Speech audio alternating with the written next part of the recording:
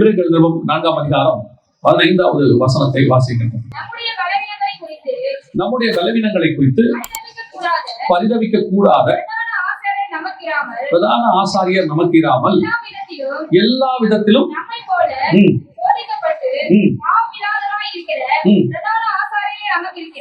இந்த வசனத்துல மிக முக்கியமாக எல்லா விதத்திலும் நம்மை போல சோதிக்கப்பட்டு பாவம் இல்லாதவராய் இருக்கிற பிரதான ஆசாரியர். இந்த பிரதான ஆசாரியர் அப்படின்னா என்ன அப்படின்னு கேட்டீங்கன்னு சொன்னா, பழைய ஏற்பாட்டு காலத்துல ஆரோன் பிரதான ஆசாரியனாக இருந்தான்.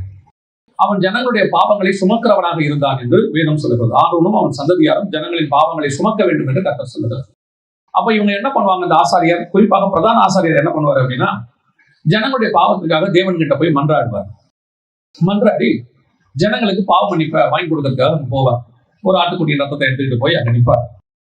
ஆனால் அந்த ஆசாரியருக்கும் இயேசு கிறிஸ்துக்கும் என்ன வித்தியாசம் அப்படின்னு கேட்டீங்கன்னா, நம்முடைய பாவங்களுக்காக பரிதவியாமல் அப்படின்னு, அதாவது ஆரோனா இருக்கட்டும், அவன் சந்ததியாக எலியேசராக இருக்கட்டும், யார் வேணாலும் இருக்கட்டும், அவங்க ஜனங்களுடைய பாவத்துக்காக போய் நிற்பாங்க. அந்த பாவத்துக்கு அவங்க வந்து ஒரு ரெப்ரசன்டேட்டிவா போய் நிற்பாங்க. எல்லாருடைய பாவத்துக்கு அடையாளமா அவங்க போய் நின்று கையில ரத்தத்தோட கூட நிற்பாங்க. சில நேரங்கள்ல அவங்க அடி வாங்குவாங்க, ஆண்டவர் அடிப்பாரு. சில நேரங்கள்ல அவங்க அந்த இதோட வெளியே வந்துருவாங்க. இதெல்லாம் நடக்கும், உங்களுக்கு எல்லாம் தெரிஞ்ச விஷயம் இது. ஆனால் உங்களுக்கும் எனக்கும் ஒரு ஆசாரியர் மகா பரிசுத்த ஸ்தலத்துல, பரலோகத்துல, அதாவது பிதாவின் வலது பார்சத்துல உட்கார்ந்து கொண்டு நமக்காக அவர் பரிந்து பேசிக் கொண்டிருக்கிறார். ஆனா அவருடைய ஸ்பெஷாலிட்டி என்ன அப்படின்னு கேட்டீங்கன்னா, இப்ப ஆரோன் போய் ஒரு பாவத்தை சொல்றாரு, ஐயா இந்த பாவத்தோட இவர் வந்தாரு, இவர் பாவத்தை மன்னிங்க அப்படின்னு சொன்னா, அந்த பாவத்தோடைய பலனோ அந்த பாவத்தோடைய வலியோ ஆரோனுக்கு தெரியாது. இப்ப நீங்க சில போய் சொல்றீங்க, எனக்கு இந்த மாதிரி பிரச்சனையா இருக்குது அப்படின்னு உடனே அவங்க என்ன பண்ணுவாங்கன்னா, அவங்களுக்கு ஒரு ஆறுதலான வார்த்தை சொல்லுவாங்க. பரவாயில்லைங்க, கவலைப்படாதீங்க, இயேசு சொம் கொடுப்பாரு, இயேசு உங்களை விடுதலையாக்குவாரு. இது எல்லாரும் சொல்லக்கூடியதான ஒரு வார்த்தை. ஆனா நீங்க போற பிரச்சனையோட ஒரு ஆள் போனாருன்னு வச்சுக்கோங்க, அந்த பிரச்சனையில கிராஸ் பண்றாருன்னு வச்சுக்கோங்க, அவருக்கு உங்க வலி என்னன்னு தெரியும். அவர் சொல்லுவாரு, எனக்கு தெரியுங்க, இதே பிரச்சனைல நான் என்ன செஞ்சிருக்கிறேன், நான் போயிருக்கிறேன், அதோடைய வலி நான் என்னன்னு தெரியும், அதனால வரக்கூடியதான பின்விளைவுகள் என்னன்னு எனக்கு தெரியும்னு சொல்லி அவர் சொல்லுவார். அப்போ ஆசாரியர்கள், நீங்க சொல்லக்கூடியவர்கள், கேட்கிறவர்கள் ரெண்டு விதம் இருக்குது. ஒன்று வெறும் கேட்டுவிட்டு உங்களுக்காக பேசக்கூடியவர்கள். இப்போ அண்ணாள் வந்து குழந்தை இல்லாம ஆண்டவர்கிட்ட போய் சமூகத்துல என்ன செய்யறாங்க, அழுகுறாங்க. தூரத்துல இருந்து ஏறி பார்க்கும்போது அவங்க ஏதோ குடிச்சிட்டு வளர்றாங்கன்னு நினைச்சுக்கிறாரு. கூப்பிட்டு சொல்றாரு, எது வரைக்கும் நீ இப்படி குடிச்சிட்டு இப்படி பண்ணி பேசிக்கிட்டு இருப்ப அப்படின்னு கேட்கிறாரு. உடனே அந்த அம்மா சொல்றாங்க, இல்ல ஆண்டவனே, நான் வந்து இந்த விதமான பிரச்சனையில இருக்கிறேன், என் துக்கம் பெருசு அப்படின்னு சொன்ன உடனே அவர் சொல்லுவார், கவலைப்படாத, உன்னோட இதா ஆண்டவர் என்ன செய்வாரு, மாத்திடுவாரு. இப்ப ஏலிக்கு வலி இல்லை, ஏலிக்கு என்ன கிடையாது, அந்த பாரம் இல்லை, உடனடியாக சொல்லிட்டார். அப்ப ஜெபத்துல உங்ககிட்ட கேட்கறவங்க கிட்ட அல்லது உங்களுக்காக ஜெபிக்கிறவங்க கிட்ட இந்த ரெண்டு விதமான சுபாவம் இருக்குது. ஒரு சுபாவம் கடமைக்காக உங்ககிட்ட கேட்டுட்டு உங்களுக்காக போய் ஜெபம் பண்றவங்க, உங்ககிட்ட கேட்டுட்டு உங்களுக்காக போயிட்டு சொல்றவங்க, உங்களுக்கு ஆறுதல் சொல்றவங்க, இப்படி ஒரு கூட்டம் இருக்கு. இன்னொரு கூட்டம் இருக்கு, நீங்க அனுபவிக்கிற அதே வலியை அனுபவித்தவர்கள், நீங்கள் போகிற பாதையில் அதே பாதையில் போகிறவங்க. அப்படி அவங்க போகும்போதுதான் உங்க வலியோடைய உச்சம் என்னன்னு தெரிஞ்சு அவங்க உண்மையா ஜெபம் பண்ணுவாங்க. ஆண்டவரே எனக்கு இது ரொம்ப கஷ்டம்பா அப்படின்னு சொல்லி ஒரு சிலர் அப்படி ஜெபம் பண்ணுவாங்க. இப்ப நீங்க குழந்தை இல்லாம இருந்து உங்களுக்கு ஒரு குழந்தை கிடைச்சிருக்கு, 10 வருஷம் கழிச்சு கிடைச்சிருக்கு. இப்போ ஒரு சகோதரி வந்து சொல்றாங்க, எனக்கு குழந்தையே இல்லைன்னும் போது அந்த 10 வருஷம் நீங்க பட்ட பாடு என்னன்னு உங்களுக்கு தெரியும். அவங்க பேசின ஏறின பேச்சு, யார் யாரெல்லாம் என்னென்ன கேவலமா பேசினாங்க, அப்புறம் மத்தவங்க கேட்டதுக்கு நீங்க பதில் சொல்ல முடியாம தவிச்சது என்ன, இதெல்லாம் உங்களுக்கு தெரியும். அப்ப அப்படி ஒரு பெயினோட வரும்போது நீங்க உண்மையா ஜெபம் பண்ணுவீங்க. எப்படி ஜெபம் பண்ணுவீங்க, ஆண்டவரே இந்த விதமான பிரச்சனை இருக்குமே அப்படின்னு. அப்ப நமக்காக பரிந்து பேசுகிற ஆசாரியர் எப்படிப்பட்டவராக இருக்கணும், அவர் நம்மை போல எல்லா விதத்திலும் சோதிக்கப்பட்டவராக இருக்கணும்.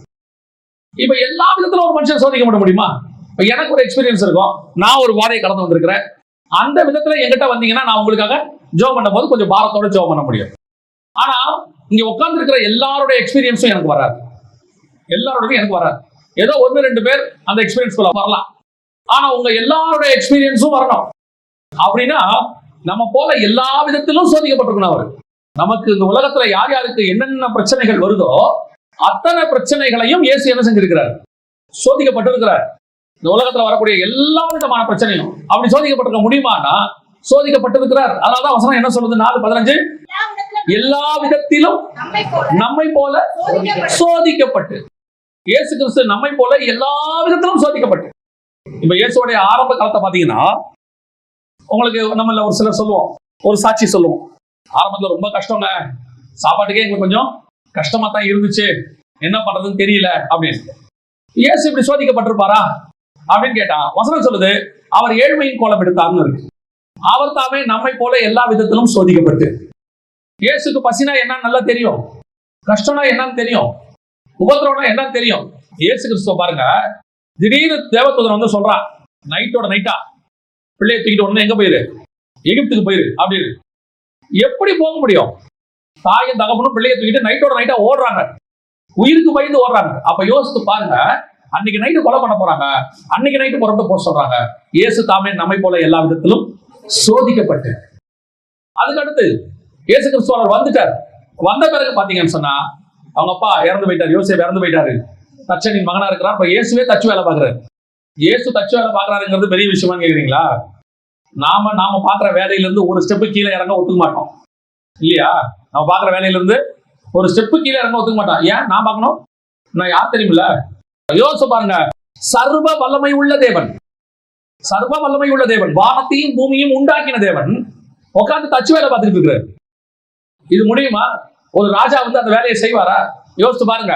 இன்னைக்கு பெரிய போஸ்டிங்ல இருக்கிறவங்க போற வழியில டீ கடையில டீ குடிச்சா அது போட்டோவா வந்துருது பேப்பர்ல. ஆனா ஒரு பெரிய போஸ்டிங்ல இருக்கிறவரு வீட்டுல ரொம்ப காஸ்ட்லியா டீ குடிக்க வேண்டிய ஆளு ரோட்ல டீ குடிச்சாங்கன்னா என்னவா மாறுது?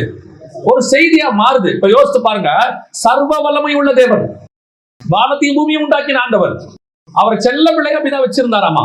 சகலமும் அவராலே அவருக்காக உண்டாக்கப்பட்டது. அப்படிப்பட்ட தேவன் இறங்கி தச்சு வேலை பார்த்துட்டு இருக்காரு. இறங்கி இங்க ஏதோ அவரை கொண்டு வந்து ராஜ அரண்மனையில மோசே மாதிரி பார்வன் குமாரத்தின் மகனெல்லாம் வைக்கல, கொண்டு வந்து எங்க இறக்கி விட்டுருக்காங்க? தச்சு வேலை பார்க்கறதுக்கு. நமக்கு செஞ்சு வச்ச ஜன்னலை தூக்கிட்டு வரும்போதே கையில எல்லாரும் ஒத்துக்குது. ஏசுநாதர் தச்சு வேலை பார்த்திருக்கிறார். அவர் உண்டாக்கப்பட்ட போதே பிதாவுக்கு செல்ல பிள்ளையா இருந்தவராம். அவர் தாமே நம்மை போல எல்லா விதத்திலும் சோதிக்கப்பட்டு. ஏதோ இயேசு கிறிஸ்துக்கு எதுவும் தெரியாது, ஏன் இந்த பாடுகள் மத்தியில கடந்து போனாலும். அவருக்கும் வளரும் போது ஏதோ ஒத்த பிள்ளையெல்லாம் வளரல. அவர் வளரும் போது நல்ல தங்கச்சி தம்பிங்களோட தான் வளர்ந்துருக்காரு. மூத்த பையன், ஒரு குடும்பத்துல மூத்த பையனா இருந்தா அவருக்கு என்ன பொறுப்பு இருக்கும் பாருங்க. முதல் பேரான குமாரன், வீட்டுக்கு அவர் தான் ஃபர்ஸ்ட் வளர்ந்துருக்கிறார். கூட அவருக்கு சகோதரர்கள் இருக்கிறாங்க. உன் தாயும் உன் சகோதரர்களும் உன்னை பார்க்கும்படி வந்திருக்கிறாங்கன்னு சொல்றாங்க. இவர் மூத்த பிள்ளை, குடும்பத்தை பார்க்கணும். தகப்பன் செத்துட்டாரு. அவருக்கும் தெரியும் குடும்பத்தினுடைய கஷ்டம் என்னவென்று இயேசுக்கு நல்லா தெரியும். ஏதோ வாலிப பிராயத்துல 15 வயசுல 18 வயசுல ஊழியத்துக்கு வரல, 30 வயசு வரைக்கும் அவர் வீட்டுல தான் இருந்திருக்கிறார். 30 வயசு வரைக்கும் அவருக்கு குடும்ப கஷ்டம்னா என்ன தெரியும், குடும்பத்தை நடத்துறதுனா என்ன தெரியும். நிறைய பேர் நினைச்சுக்கிறாங்க இயேசுநாதர் கடவுள், குடும்பம் நடத்துறது என்ன தெரியாது. அவருக்கு எல்லாம் தெரியும், அத்தனையும் தெரியும், பார்த்திருக்கிறார். அதனாலதான் வசனம் தருவது, அவர் தாமே நம்மை போல எல்லா விதத்திலும் சோதிக்கப்பட்டு. அதையும் தாண்டி பர்பஸா ஒரு வேலையை ஒண்ணு பிதாவாகிய தேவன் செய்யறார். பர்பஸா செய்யறார் ஒரு வேலையை. வாசிங்க, யோவான் எழுதின சுவிசேஷம் 1ஆம் அதிகாரம் 45, 46 வாசிங்க. நாத்தானையை கண்டு நியாயப்பிரமாணத்திலே மோசேயும் தீர்க்கதரிசிகளும் எழுதியிருந்தவரை கண்டும் அவர் யோசேப்பின் குமாரன் நாசரேத்து ஊரானுமாகிய இயேசுவே என்றான். அதற்கு நாத்தான்வேல், நாசரேத்திலிருந்து யாதொரு நன்மை உண்டாக கூடுமா? நாசரேத்திலிருந்து ஒரு நன்மையும் வராது.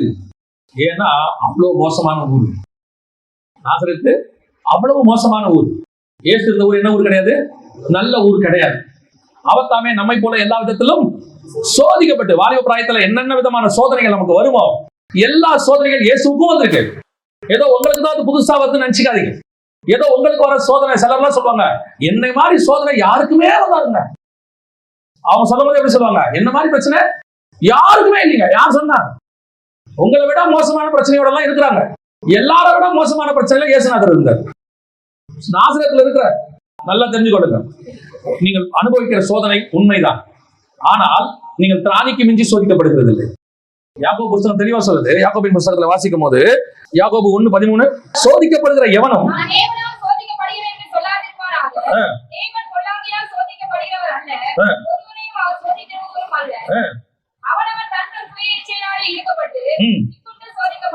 நல்ல கவனிங்க. அவனவன் தன் சுய இச்சையினாலே இழுக்கப்பட்டு சிக்குண்டு சோதிக்கப்படுறார். சோதிக்கிறதுக்கு யார் காரணம்?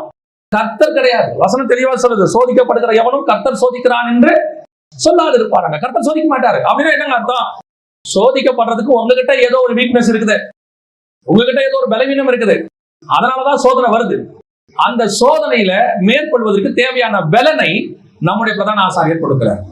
ஏன்னா அவர் சோதிக்கப்பட்டிருக்கிறார். எல்லா விதத்திலும் சோதிக்கப்பட்டிருக்கிறார். நாம தனியா சோதிக்கப்பட்டோம். எனக்கு வந்துட்டு நான் படுற அவஸ்தை யாரும் படல, யாரும் இல்லாத பிரச்சனை எனக்கு வருது, நான் மட்டும்தான் சோதிக்கப்படுற மாதிரி நினைச்சு கொள்ளாதீங்க. இந்த உலகத்துல இருக்கிற அத்தனை பேரும் ஏதோ ஒரு விதத்தில் சோதிக்கப்பட்டுத்தான் வருகிறார்கள். பொன்னை கூட வசனத்துல பொன்னானது சோதிக்கப்படும் பொருட்டு அக்கினினாலே சோதிக்கப்படுகிறபடி உங்கள் விசுவாசம் சோதிக்கப்படும் என்று பேதுரு சொல்லுகிறார். அப்ப சோதனை என்பது நமக்கு நியமிக்கப்பட்டது. ஆனா அந்த சோதனை எதை வச்சு பிசாசு செய்வானா, நம்ம கிட்ட ஏதாவது வீக்னஸ் இருந்தா அதை வச்சு செய்வான். நாம படிய தூக்கி பிசாசு மேல போட்டுக்கிட்டு இருக்கிறோம். பிசாசு என்ன சோதிக்குது, பிசாசு சோதிக்குது. ஏன் உங்க வீட்டுல சோதிக்குது? அது உங்ககிட்ட ஏதோ ஒரு இடம் இருக்கு. திருட வந்து திருடிட்டா. எப்படி திருடா? நீங்க வந்து வீட்டையும் பூட்டி, ரூமையும் பூட்டி, பீரோவையும் பூட்டி எல்லாம் ஒழுங்கா வச்சிருந்தீங்கன்னா திருட என்ன செய்ய முடியாது? திருட முடியாது. முழு சேஃப்டியா வச்சா திருட முடியாது. ஏதோ அவன் திருடத்துக்கு ஒரு வழி இருக்கு, அதனால உள்ளே வந்து அவன் திருடிட்டான். திருட எல்லா வீட்லயும் திருடுறானா? இல்ல. அவனால எங்க உள்ளே போக முடியுமோ அந்த வீட்டுக்குள்ள போய் திருடுறான். சில வீடுகள்ல அவனால என்ன செய்ய முடியல, போகவே முடியல. அதே மாதிரி தான் சோதனை வரும்போது எல்லாரும் அல்ல, அந்த சோதனைகளுக்கு தன்னை விட்டுக் கொடுக்கிறவர்கள் ஏதோ ஒண்ணு அவங்ககிட்ட இருக்கும். இப்ப யோபு எடுத்துக்கோங்களேன். யோபு நீதிமான், சன்மார்க்கன், அவரை போல ஒருவரும் இல்லை. ஆனா ஏன் அவர் சோதிக்கப்பட்டாரு? நம்ம உடனே சொல்றோம், எது இல்லைனாலும் எவ்வளவு நீதிமானா இருந்தாலும் உண்மையா இருந்தாலும் சோதனை கண்டிப்பா வரும் அப்படின்னு. இல்ல, யோபு சோதிக்கப்படுறதுக்கு ஒரு காரணம் இருக்கு. அவர் சொல்றாரு, நான் பயந்தது எனக்கு நேரிட்டது. அவர்கிட்ட ஒரு லூப் ஹோல் இருந்துச்சு. என்ன இருந்துச்சு? பயம் இருந்துச்சு. நாம எதை நினைக்கிறோமோ அது நடக்கும். நம்ம என்ன அறிக்கை பண்றோமோ அதான் நடக்கும். சோதிக்கப்படுகிற எவனும் தேவனால் சோதிக்கப்படுறது என்று சொல்லாதிருப்பானாக. ஆண்டவர் அந்த இடத்துல வைக்கிறார். இப்ப இயேசு வச்சாரு, எல்லா விதத்திலும் சோதிக்கப்பட்டாரு. ஆனா ஒண்ணுல கூட இயேசு விழல. ஒரு சோதனையும் இயேசு விழல. எல்லா சோதனையும் இயேசு ஜெயிச்சுக்கிட்டே வர்றார். உங்களாலையும் என்னாலையும் எல்லா சோதனைகளையும் ஜெயிக்க முடியும். நாம விழணும்னு கர்த்தர் சோதனையை வைக்கவே ஸ்பீட் பிரேக்கர் எதுக்கு வச்சிருக்காங்க? எல்லா இடத்துலயும் யாரும் விழக்கூடாது, அங்க ஒரு ஆக்சிடென்ட் நடக்கூடாது, ஸ்லோ பண்ணி போனோம். இதையே ஆப்போசிட்டா யோசிச்சா அப்படிதான் நடக்கும். நாம அப்படிதான் நினைக்கிறோம். ஏன் சோதனை வருது? எங்கிட்ட ஏதாவது இருக்குதான்றதை தெரியப்படுத்துறது. வந்து பாக்குறான் சோதனைக்காரன் பிசாசு, இந்த ஆளை பிடிக்கிறதுக்கு ஒரு வழியும் இல்லை. ஒழுங்கா ஜெபம் பண்றான், ஒழுங்கா பைபிள் வாசிக்கிறான், ஒழுங்கா சர்ச்சுக்கு போறான், கோபப்படுறது இல்ல, எதுவும் கிடையாது, கெட்ட வார்த்தை பேசுறது இல்ல, எதுவும் கிடையாது. அவன் மனைவியோட ஒழுங்கா இருக்கிறான், பிள்ளைகளை ஒழுங்கா பாத்துக்கிறான். அப்ப இவனை எத்தனை பிடிக்கிறது? ஒன்னும் பிடிக்க முடியல. என்ன செய்யலாம்? வெயிட் பண்ணி பார்ப்போம். எப்ப வரைக்கும்? சாவர வரைக்கும். அந்த ஆளு சாவர வரைக்கும் நீதிமன்றம் வந்து செத்து போயிட்டான். பிசாசு பார்த்து ஏமாந்து இவனை ஒண்ணுமே செய்ய முடியல. ஒண்ணும் செய்ய முடியாது, ஏன்னா அவன்கிட்ட ஒன்றும் இல்லை. சோதிக்கப்படுகிறதுக்கு ஒரு ஆண்டவர் வைப்பாரு. ஆனால் அவன் சோதிக்கப்படும் போது உங்ககிட்ட அந்த பலகீனம் இருக்கக்கூடாது. நம்ம என்ன சொல்லுவோம்? நானும் பொறுமையா போய்த்தாங்க பார்த்தேன், எவ்வளவு பொறுமையா போனேன். இது நமக்கு சோதிக்க. நம்ம கிட்ட ஒரு ஷார்ட் டெம்பர் இருக்கு, அதை சோதிக்கிறான் பிசாசு. அந்த ஷார்ட் டெம்பர் போயிருச்சுன்னு வச்சுக்கோங்க, என்ன பண்ணணும்? அவங்க சொல்லுவாங்க, மரமட்ட மாதிரி உட்காந்துருக்கு, வாயை திறக்க மாட்டேங்குது, மண்ணு மாதிரி இருக்கு, சொல்லிட்டு போட்டோம். ஒரு பிரச்சனை கிடையாது. ஒரு நாள் வரும், நம்முடைய சாட்சியை கர்த்தர் சொல்லுவார். அவர் சொல்லுவார், அவன் தாமே எல்லா விதத்திலும் சோதிக்கப்பட்டு இன்னைக்கு சுத்த பொண்ணாக அவன் விளங்குகிறான் என்று பரலோகத்துல கர்த்தர் உன்னை குறித்து சாட்சி கொடுப்பார். அவ்வளவுதான். நாம என்ன நினைக்கிறோம்? பேசுறவங்கிட்ட பேசி ஜெயிக்கணும்னு நினைக்கிறோம், சண்டை போடுறவங்கிட்ட சண்டை போட்டு ஜெயிக்கணும்னு நினைக்கிறோம், எதிர்த்து நின்று ஜெயிக்கும். அப்பதான் நமக்கு மனசுக்கு திருப்தி இல்லை. நம்ம கிட்ட இருக்கிற பலகீனத்தை அவர் பார்க்கிறார். பிசாசு அதைத்தான் சோதிக்கிறான். அதான் பைபிள் சொல்லுது, சோதிக்கப்படுகிற எவனும் தேவனால் சோதிக்கப்படுகிறேன் என்று சொல்லாதிருப்பானாக. கர்த்தர் உங்களை ஒரு நாளும் சோதனைக்கு உட்படுத்துகிறவர் அல்ல. பிசாசு சொல்லுவான், இவங்கிட்ட இந்த பலகீனம் இருக்கு, ஆண்டவர் சொல்ல அப்படிலாம் ஒண்ணும் இல்லை, நான் வேணா சோதிச்சு பார்க்கிறேன் பாரு, நீ போய். அதான் ஆண்டவர் சொல்றாரு, அவன் சரீரத்தை தொடாத, அவன் ஆத்மாவை தொடாத, அவன் ஜீவனை தப்ப விடு, நீ வேணா சோதிச்சு பாரு. ஒரு லிமிட் வச்சிருப்பாரு ஆண்டவர். ஆனால் அந்த சோதனையில் ஜெயிக்கிறதும் விடுறதும் நம்ம கையில தான் இருக்கிறது. கர்த்தரால் நாம் சோதிக்கப்படவே இல்லை. இப்ப இயேசு முதல்ல குழந்தை பிராயத்துல பிறக்கும் போதுல இருந்து சோதிக்கப்படுகிறார். ஒவ்வொரு சோதனையா வராரு. கடைசியா இயேசுக்கு ஒரு மிக முக்கியமான சோதனை வருது. வாசிங்க, மத்தேயு எழுதின சுவிசேஷம் 4ஆம் அதிகாரம் 1ஆவது வசனத்தை வாசிங்க.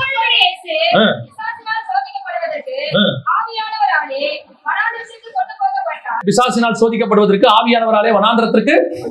இப்ப இயேசு சோதிக்க நம்ம எல்லாருக்கும் தெரியும். ஆங்கிலத்துல டெம்ப்டேஷன் ஆஃப் ஜீசஸ் சொல்லுவாங்க. பிசாசு இயேசுவை சோதித்தது, இயேசுக்கான சோதனை அப்படின்னு சொல்லுவாங்க. இப்ப இந்த இடத்துல இயேசு சோதிக்கப்படுகிற அந்த வனாந்திரத்தில் சோதிக்கப்படுகிற 3 முக்கியமான நிலைகள் இருக்கு. அதுதான் இப்ப பார்க்க போறோம்.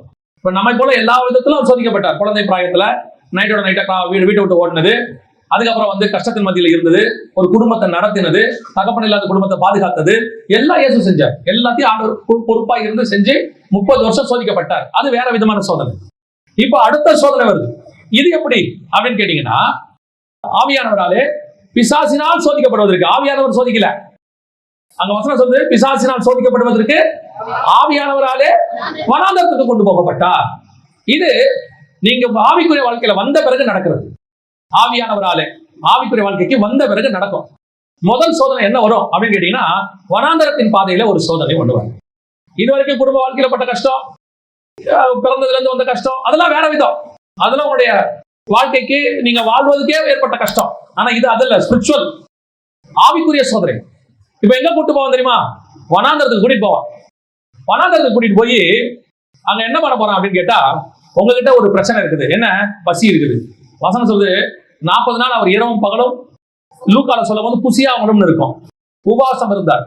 இப்ப இயேசுக்கு என்ன உண்டாயிற்று? பசி உண்டாயிற்று.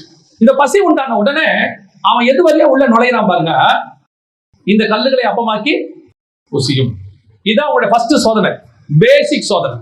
ஆவிக்குரிய வாழ்க்கையில வந்த பிறகு, ஊழியத்தின் பாதைக்கு வந்த பிறகு எல்லாமே சுமூகமா இருக்கும்னு பைபிள் சொல்லல.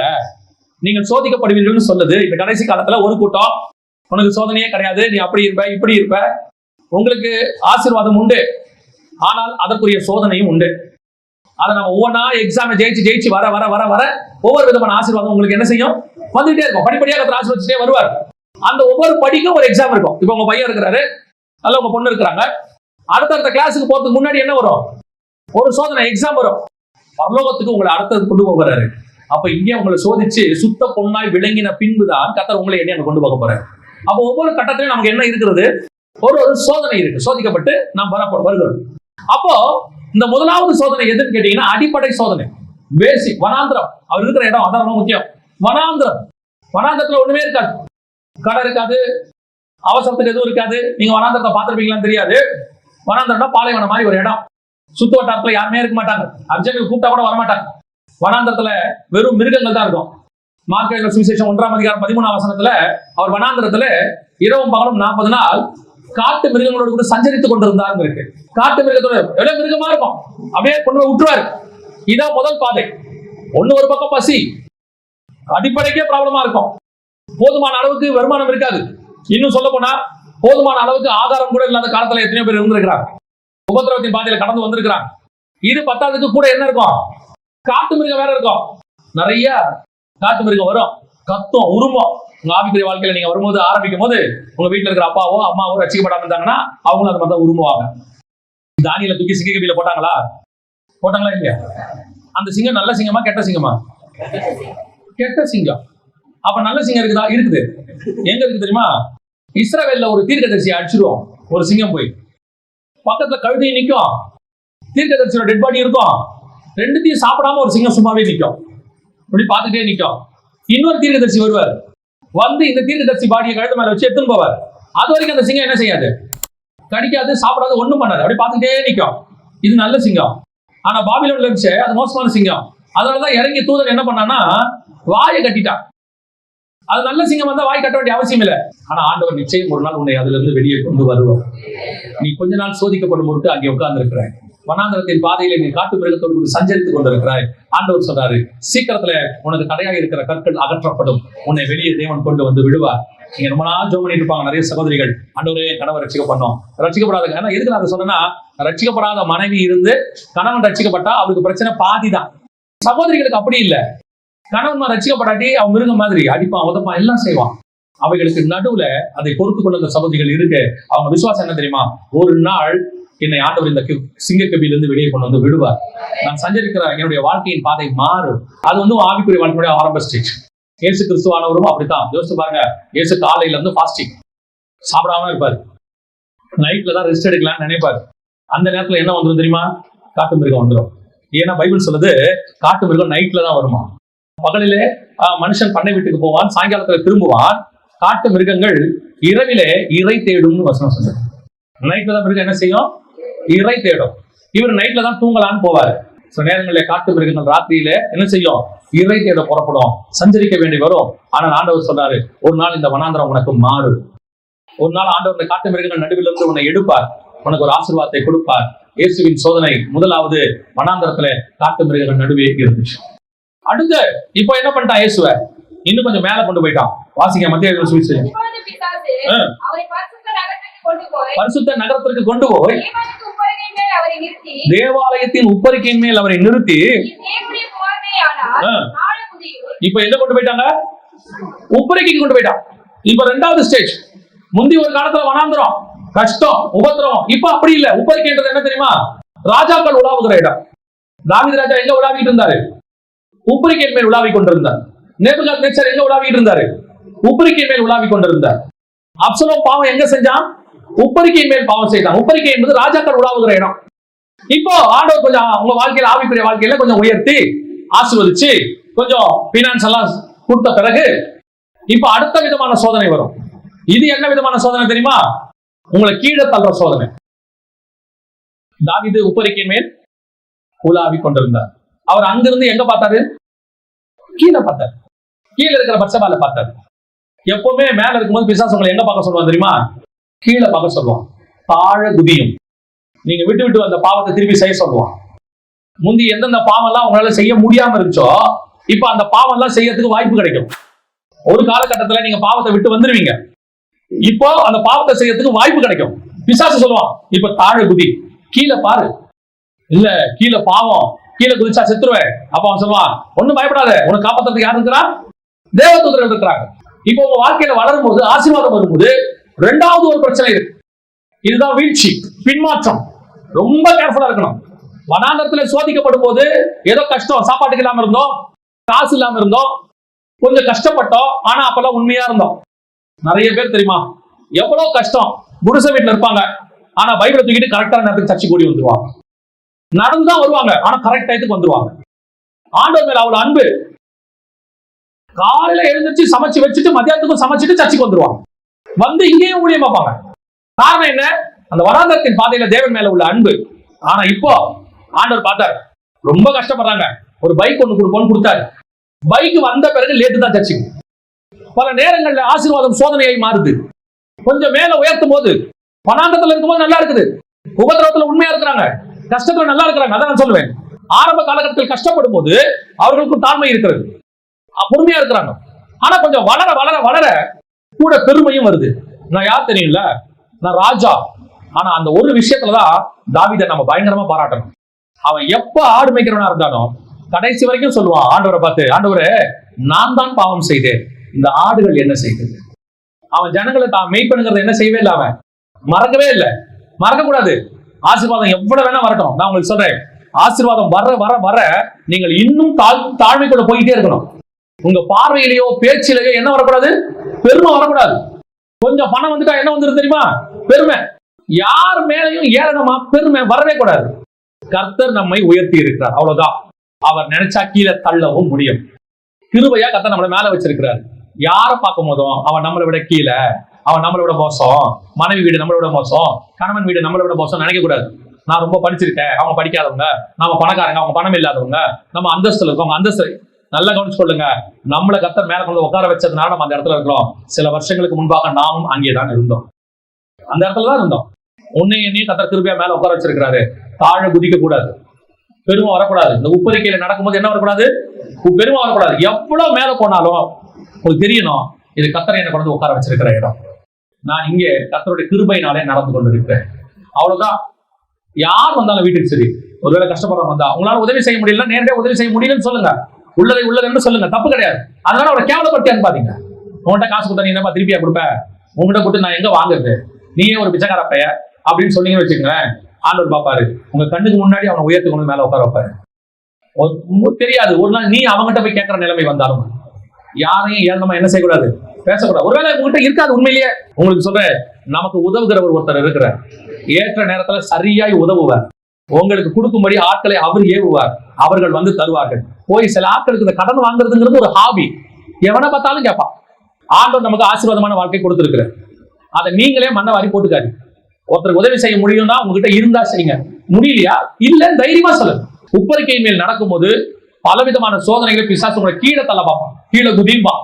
அதுக்கு சில நேரத்துல அது உண்டா ஒண்ணு ஆகாதும்பா, அது செய் ஒண்ணு நடக்காது, ஒண்ணு ஆகாது, ஆண்டவர் பார்த்துப்பாரு, எல்லாம் சொல்லுவான். ஒண்ணு மட்டும் நிச்சயம், கர்த்தர் சொல்லாம நான் எதையும் செய்ய மாட்டேன். நான் இப்ப மேல போயிட்டேன், உப்பரிக்கைக்கு போயிட்டேன், நடக்கும்போது ரொம்ப கேர்ஃபுல்லா நடக்கணும். கீழே நடக்கும்போது விழுந்தேன்னா அடி இல்லை, ஆனா மேல நடக்கும்போது விழுந்தா அடி ஜாஸ்தி. அதனால ஆவிக்குரிய வாழ்க்கையிலும் சரி, உலக வாழ்க்கையிலும் சரி, கொஞ்சம் மேல போகும்போது கொஞ்சம் எப்படி இருக்கணும், கேர்ஃபுல்லாக இருக்கணும். கடைசியாய் பிசாசு இயேசு எங்க கூட்டிட்டு போனா பாருங்க, வாசிங்க. மிகவும் உயர்ந்த மலையின் மேல் கொண்டு போய் உலகத்தில் சகல ராஜ்யங்களையும் அவருக்கு காண்பித்து சாஸ்தாங்கமாய் விழுந்து என்னை பணிந்து கொண்டார். கடைசியா இருக்கிறதுல இதான் மோசமானது. இது என்ன தெரியுமா? உயரமான மலையின் மேல் கொண்டு போய். பொதுவா மலைங்கிறது பைபிள்ல ஆவிக்குரிய அனுபவம். சீனாய் மலையில மேல போனா மோசே தேவனோட பேசிட்டு இருக்காருன்னு அர்த்தம். மருவ மலைக்கு மேல சீசர்களை இயேசு கூட்டிட்டு போனாருன்னா பிதாவோட பேச போறாருன்னு அர்த்தம். இந்த மலை மேல இருக்கிறதுங்கிறது ஆவிக்குரிய வாழ்க்கையுடைய உச்ச அனுபவம். அந்த உச்ச அனுபவம் இருக்கும்போது ஒரு சோதனை வரும், பிசாசு கொடுப்பான். என்ன சோதனை வரும் தெரியுமா? இப்போ நீங்க கல்லுகளை அப்பமாக்கி பூச்சின்னு சொல்ல மாட்டான்.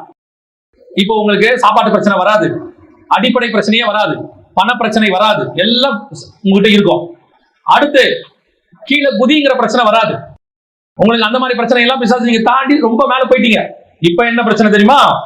உலகத்தின் மகிமை, ஆசீர்வாதம் எல்லாத்தையும் காட்டி என்ன பணிஞ்சுக்கிட்டா இதை உனக்கு தருவேன். இதுதான் இருக்கிறதுலே உச்சம். ஒரு லிமிட்டுக்கு மேல போன பிறகு பாருங்க, நம்ம கிட்ட காசு இருக்கும், நம்ம கிட்ட வீடு இருக்கும், நம்ம கிட்ட வண்டி இருக்கும், எல்லாம் இருக்கும். ஆனா இப்போ நமக்கு தேவை என்ன தெரியுமா? பிசாசு என்ன சொல்லுவாங்க தெரியுமா? உனக்கு பெரிய பெரிய பதவி, பெரிய பெரிய புகழ், எல்லாருக்கும் முன்னாடியும் உன்னோட மகிமையா உயர்த்தி நீதான் இந்த ஏரியாவுக்கே தலைவர் அப்படின்னு உங்களை அப்படியே மேல கொண்டு போய், ஆனா ஒண்ணு என்ன மட்டும் பணிஞ்சுக்கோம்பா. இந்த பதவின்னு ஒண்ணு இருக்கு பாத்தீங்களா? பதவின்னு ஒண்ணு, அது முழுக்க முழுக்க பிசாசு உண்டாக்குறது. என்னங்க இப்படி சொல்றீங்க? நிஜம். முதல்ல பதவிக்கு நாக்காளிக்கு ஆசைப்பட்ட ஆள் யாரு? நாக்காளிக்கு முதல்ல ஆசைப்பட்ட ஆள் யாரு? பிசாசு. அவன் தான் சொன்னான், நான் வானத்துக்கு ஏறுவேன், ஆராதனை கூட்டத்துக்கு தலைவனாவே, வடபுறத்தில் உள்ள நகரத்தில் என் சிங்காசனத்தை போடுவேன். ஒன்னு போஸ்டிங், இன்னொன்னு பதவி. தலைவர் ஆகணும் ஆராதனை கூட்டத்துக்கு. அந்த ஆசை இப்ப எல்லாருக்கும் இருக்கு. எப்ப இருக்காது? ஊழியம் ஆரம்பிக்கும் போது இருக்காது. எப்ப இருக்காது? சாப்பாட்டுக்கே வழி இல்லாத போது இருக்காது.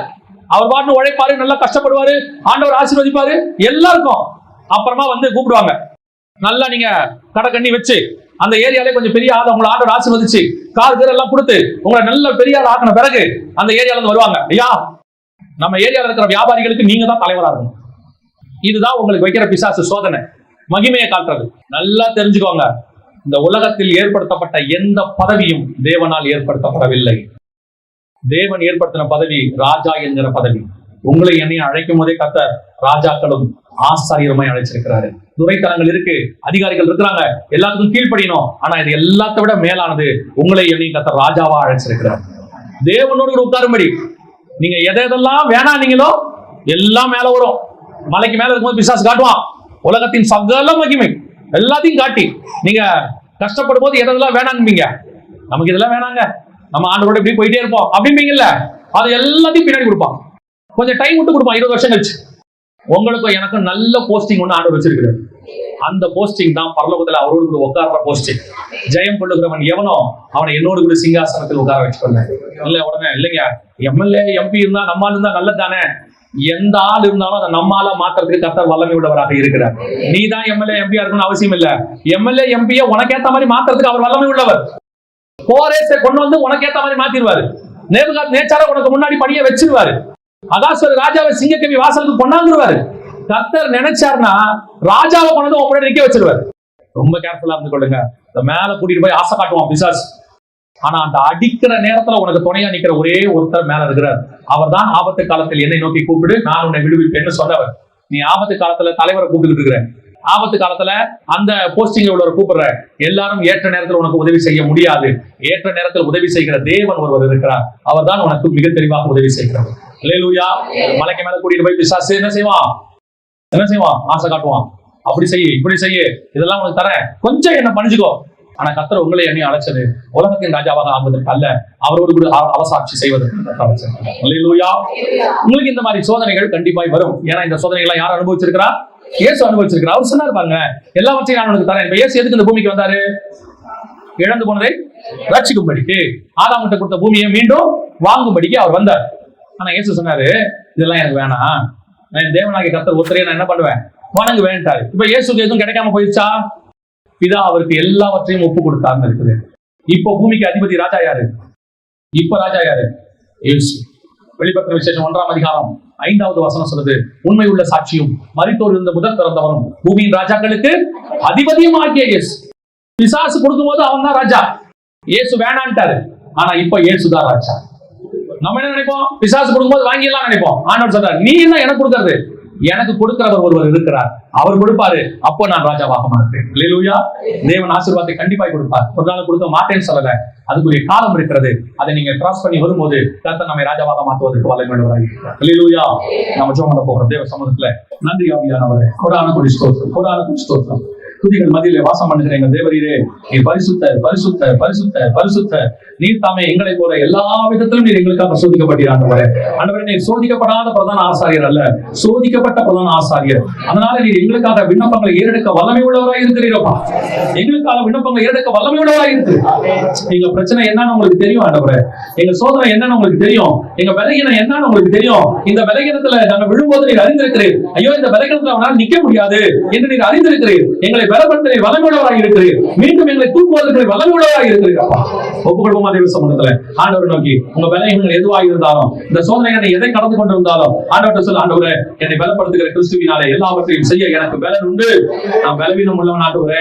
இந்த காரியங்கள்ல விழுந்து போறேன், இந்த காரியங்களை நான் பலவீனப்பட்டிருக்கிறேன், இந்த காரியங்கள் நான் விடணும்னு நினைச்சாலும் என்னால விட முடியல ஆண்டவரே.